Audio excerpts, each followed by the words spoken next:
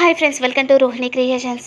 ఈరోజు మనం చెప్పుకునే విషయం ఏమిటి అంటే, ఎవరికైనా ఆరోగ్యం మంచిగా లేకపోతే వాళ్ళు పూర్తిగా అనారోగ్యంతో బాధపడుతూ ఉంటే ఆరోగ్యం కోసం మనం ఏం చేయాలి, ఎలా దీపారాధన చేస్తే వాళ్ళ ఆరోగ్యం కుదుట పడుతుంది అనేది మనం ఇప్పుడు తెలుసుకుందామండి.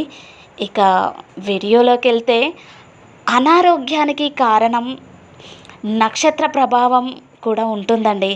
ఈ నక్షత్ర ప్రభావం ఉంటుందని జ్యోతిష్య శాస్త్రం చెబుతుంది. ఇక అనారోగ్యంతో ఉన్న వ్యక్తి పేరు చెబుతూ నక్షత్ర శాంతి దీపారాధన చేసినట్లయితే రోగం త్వరగా శాంతిస్తుందని చెబుతుంటారు.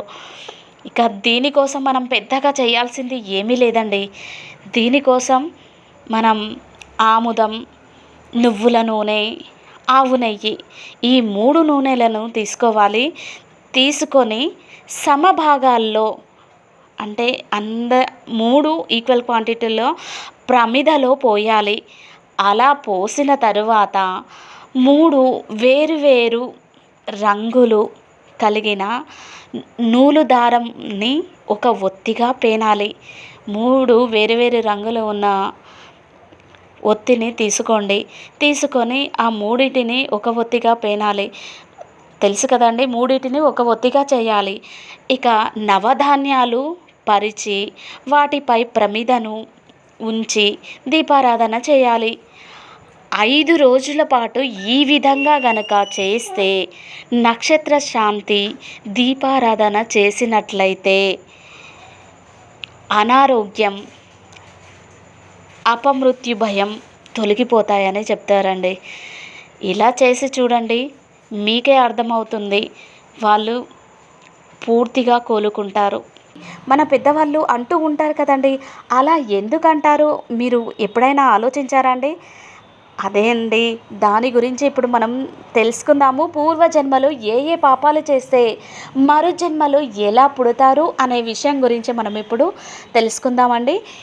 ఇది తెలుసుకోవాలి అంటే ముఖ్యంగా మీరు చేయవలసింది నా ఛానల్ని సబ్స్క్రైబ్ చేసుకొని ఈ వీడియోని చివరి వరకు చూసి మీకు నచ్చితే ఒక లైక్ ఇస్తే నాకెంతో సపోర్ట్ చేసిన వాళ్ళు అవుతారు.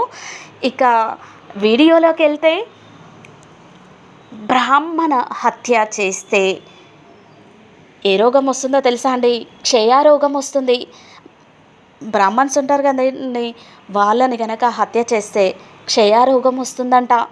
ఇక గోహత్య చేస్తే మరుగుజ్జుగా పుడతారట. ఇక స్త్రీని హత్య చేస్తే నిత్య రోగిగా ఉంటారంట.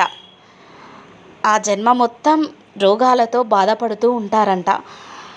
మాంసాన్ని తిన్న బ్రాహ్మణుడు కుష్టి వ్యాధితో ఉండవలసి వస్తుందంట ఆ జన్మంతా. ఎందుకంటే బ్రాహ్మణ్స్ నాన్ వెజ్ తినరు కదండి. ఆ బ్రాహ్మణ్స్ గనక మాంసం తింటే వాళ్ళకు కుష్టి వ్యాధి వస్తుందట. ఇక శాస్త్రాన్ని అవమానిస్తే పాండురోగిగాను పుడతారట. అబద్ధం చెప్తూ ఉంటారు కదండి, అబద్ధపు సాక్ష్యాలు చెప్పేవారు మూగవాడిగా పుడతారట. ఇక పుస్తకాన్ని దొంగిలిస్తే గుడ్డివాడిగా పుడతారట.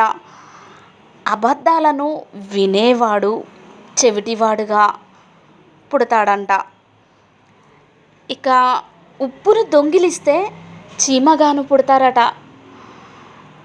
దాదాపు ఉప్పును ఎవరైనా దొంగిలిస్తారండి? ఎవరు దొంగిలించరు. కానీ ఉప్పును పొరపాటున కానీ దొంగిలిస్తే వాళ్ళు చీమగాను పుడతారట. వ్యభిచారం చేస్తే అడవిలో ఏనుగుగాను పుడతారంట. అర్థమైందా అండి? వ్యభిచారం చేస్తే అడవిలో ఏనుగుగాను పుడతారంట. ఇక మిత్రుణ్ణి మోసం చేస్తే గద్దగాను పుడతారట. పిలవని పేరంటానికి వెళ్తే కాకిగాను పుడతారట. ఇక అమ్మకాలలో మోసం చేస్తే గుడ్ల గూబలాగా పుడతారట. చాలా వరకు అమ్మకంలో మోసం చేస్తూ ఉంటారు కదండి, అలా మోసం గనక చేస్తే వాళ్ళు గుడ్ల గూబగా పుడతారట. భర్తను పలువురిని హింసిస్తే జలగగాను పుడతారట. ఇక భర్తను, అత్తమామల్ని, ఆడబిడ్డల్ని పలువురు అంటే వీళ్ళేనండి. వీళ్ళని కనుక హింసిస్తే జలగగాను పుడతారట. ఇక భర్తను మోసం చేస్తే బల్లిగాను పుడతారట. గురు పత్నితో సంభోగం చేస్తే తొండగాను పుడతారంట. కామం ఎక్కువ అయితే గుర్రంగాను పుడతారంట. భార్యను హింసిస్తే మేకగా పుడతారట. ముక్కు మీద పుట్టుమచ్చ ఉన్నవారు అదృష్టవంతులు అవుతారండి. ముక్కు మీద పుట్టుమచ్చ ఉంటే ఖచ్చితంగా అదృష్టవంతులు అవుతారు. ఇక జుట్టు బాగా పొడవుగా ఉన్న అమ్మాయిలు అదృష్టవంతులు అవుతారు. వీరు తమ భర్తలకు సంపాదనను తెచ్చిపెడతారు. ఇక ఆలయంలో ఉండే నవగ్రహాలకు కనీసం నెలకు ఒక్కసారైనా సరే ప్రదక్షిణలు చేయాలి. అలా చేస్తే అదృష్టయోగం పడుతుంది.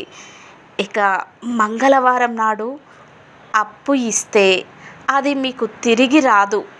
అప్పు తీసుకుంటే దాన్ని తిరిగి చెల్లించలేరు. అందుకనే పొరపాటున కూడా మంగళవారము ఎవరి దగ్గర అప్పు తీసుకోవద్దు, ఎవరికి ఇవ్వకూడదు. ఇక శనివారం నాడు ఉప్పును కొనకూడదు. వేరే వారాలు కొనొచ్చండి, కానీ శనివారం మాత్రం ఉప్పును అస్సలు కొనకూడదు. ఇక కుటుంబంలో సభ్యులతో కలిసి శుభకార్యానికి వెళితే స్త్రీలు ముందుండాలి, అశుభకార్యానికి వెళ్తే పురుషులు ముందుండాలి. Thank you for watching. ఎలాంటి వీడియోస్ ఇంకా కావాలి అంటే ఈ ఛానల్ని లైక్ చేయండి, షేర్ చేయండి, సబ్స్క్రైబ్ చేయండి.